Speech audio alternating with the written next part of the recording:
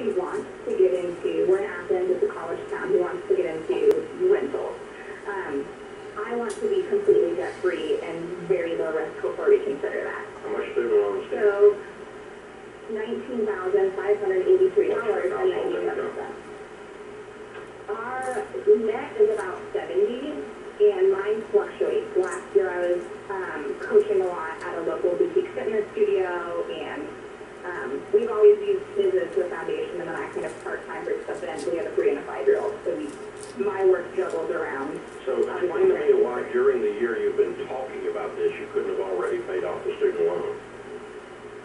Excellent question, Dave. We refinanced to a 15-year with a cash out actually on March 15th of this year, which was 2 days before our county locked down, with the intent to pay off the student loan immediately. And because everything locked down, we decided to give it 6 months while there was a break on student loan interest rates and build up our emergency savings. So we're at a 3 months now. We didn't want to have only $1,000 in the bank during COVID just in case. Because his job is pretty secure, but we've always done a lot of So are you back to work? accommodating with my insurance. I am not. There's no fitness jobs after Okay, them. so while you, right, so you get enough cash out of the refinance to pay off the student loan, right? Correct. And you're still sitting on that? That's right, Dave. Okay, and so while you were sitting on this egg, he starts to go, I want to buy a house with it instead. He's been thinking that since about May. That was not the agreement when we refinanced the house. When we refinanced the house, we were going to pay off the student loan. The only reason we didn't was COVID hit. Right. And so, because COVID hit, we sat on his egg, and his egg's starting to crack now, and he's starting to lose his mind and go want to buy a house. Yes, that's accurate. And was he still working during COVID? Yeah. Oh, he's never quit. Never quit. He works in IT for the university and works remote right now. So his income's solid, but... Daniel, let me help you out. This is Anthony. I'm going to be a more calmer version of Dave for you, okay? I want you to get the money and go pay off. Yeah. I mean, just get the money, go pay off the student loans, and then once you pay off the student loans, go back to the 3 months.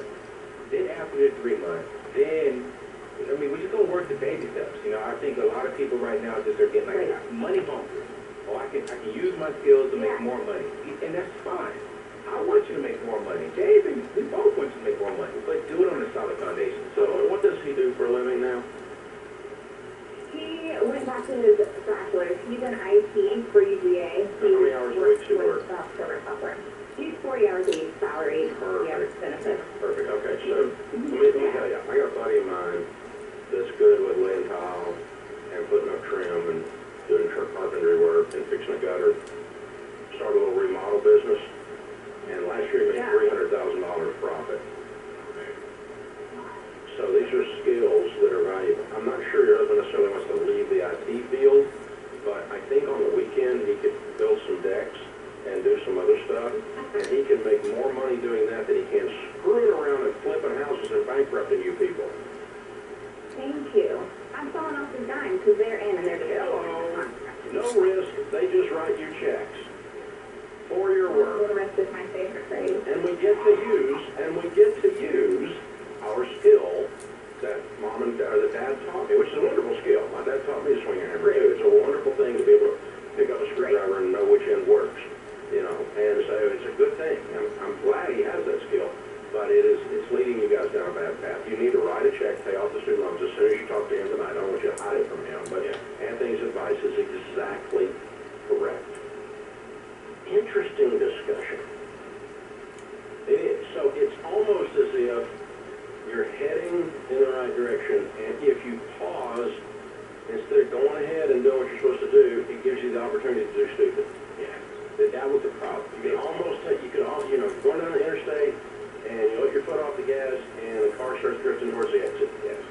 And the exit says, land is stupid. Right. That was the interesting thing, and I've said that before, David. I'm going to do this. Then when I get it actually in my hand, You look at that pile of money. I'm like, ooh, you look, baby, I'm going to go over here. rather than going over it. When sometimes it's just that, don't even see it, get it, and do exactly what you were going to do. Execute your plan. Yep. Develop your plan, execute your plan. And now they did have a valid reason for tapping the brakes because of COVID. Okay, I don't argue that. But it is interesting that when you have a moment to think about it, I've done that too. That's what I could really tell. You know, when I just would go ahead and do what the flip I'm supposed to do instead of stopping and thinking about it. It really is when I think about it, it's when I get done. So that's exactly what happened there. Yeah. So interesting, very interesting. Now we got to say this too, Dave. Now, when you're going into your emergency fund, you do want to stop and think and make sure that it is an emergency. So we're not telling you to don't think, but we're saying when you say you're going to do something, do it. Well, I'm executing on a plan, and the next step of the plan is X. And if you pause, I start gazing at that pot of gold. Yes. Your eyes will cross. Yes. And you'll go into a gold coma. Absolutely. Yeah. That's what happens, and that's very interesting. And they did it for the right reasons because they should have paused because of COVID. Yeah. I don't disagree with that. You didn't have $1,000 in the bank. That was your point, and that follows what we were teaching people right in the middle of COVID. You know, just calm down, sit, pause. You don't have to do a bunch of moves right now. However, it is also an interesting principle that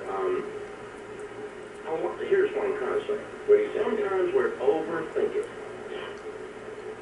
Sometimes we overthink it. James, we overthink. How do you lose weight? You eat less. And you work out. You know what makes you look thinner than wearing black? Being thinner. This is the Dave Ramsey Show.